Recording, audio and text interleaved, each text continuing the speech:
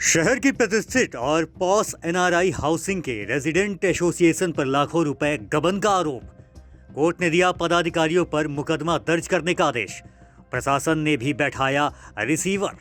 कानपुर की बड़ी पॉश और प्रतिष्ठित हाउसिंग सोसाइटी माने जाने वाली एनआरआई सिटी इस समय विवादों के घेरे में है। वहां रहने वाले सैकड़ों निवासियों ने रेजिडेंट एसोसिएशन के पदाधिकारियों पर लाखों रुपए गबन और फर्जीवाड़ा का आरोप लगाया है। कोर्ट ने इस मामले में मुकदमा दर्ज करने का आदेश दिया है। एनआरआई सिटी के निवासियों के अनुसार मेंटेनेंस का तकरीबन 1.5 करोड़ रुपया इस सोसाइटी में आता है। 2021 में एसोसिएशन के चुनाव हुए थे। उसके बाद से ना तो कोई चुनाव हुआ और ना ही पैसों का हिसाब किताब दिया गया।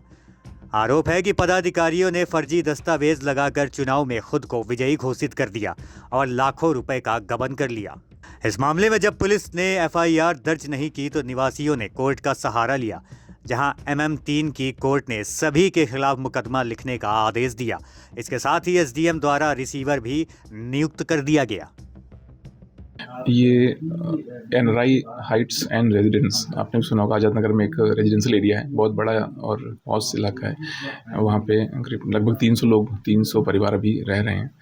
तो वहीं की एसोसिएशन द्वारा कुछ ऐसे कार्य किए गए जिससे द्रवित होकर वहाँ के लोग हमारे पास आए, जिसमें कि वादी सतीश पांडे जी हैं। सतीश पांडे आए, उन्होंने बताया कि हमारे यहाँ सोसाइटी में कुछ लोग हैं जो हमारे बोर्ड ऑफ मैनेजमेंट, जिन्होंने फर्जी चुनाव करके अपने आप को अध्यक्ष बना लिया, उपाध्यक्ष बना लिया, सचिव बना लिया और कोषाध्यक्ष बना के फिर से हमारी सोसाइटी को रन करने लगे।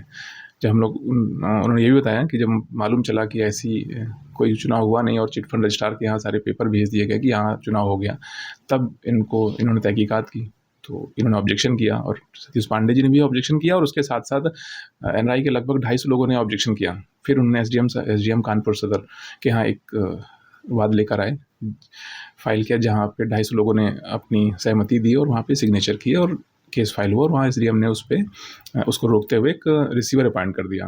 दूसरा मामला मेरे पास था, क्रिमिनल मामला, महानगर मजिस्ट्रेट तृतीय कानपुर नगर के यहाँ था। मैं लेकर आया, सारे तथ्यों को सामने रखा, एविडेंस दिए, वादी ने जैसा मुझे बताया और उसके अनुसार मैंने बहस की और न्यायालय ने समझा कि इन रेजिडेंट्स को न्याय मिलना चाहिए और उन्होंने एफआईआर दर्ज करने का आदेश दिया। उसमें 5 लोग हैं और जिसमें अध्यक्ष, उपाध्यक्ष, सचिव और कोषाध्यक्ष और 3 और मेंबर हैं।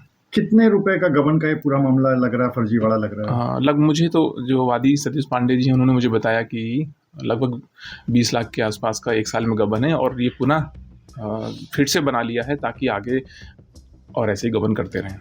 ये पद एक नो प्रॉफिट नो लॉस का है। उसके बाद भी ये मामला लगभग 6 महीने चल रहा है वहाँ पे। उसके बाद भी इनकी हठधर्मिता देखिए, जो बैठे हैं एसोसिएशन में वो पद नहीं छोड़ना चाहते। तो मुझे ये लगता है, सरप्राइज़ होता हूँ कि जब नो प्रॉफिट नो लॉस के लिए आप काम कर रहे हैं तो आप जब सब ने विरोध कर दिया तो आप छोड़ क्यों नहीं रहे? देश विदेश की ऐसी ही तमाम खबरों के लिए देखते रहिए हमारा चैनल डिजिटल न्यूज़ गुरु।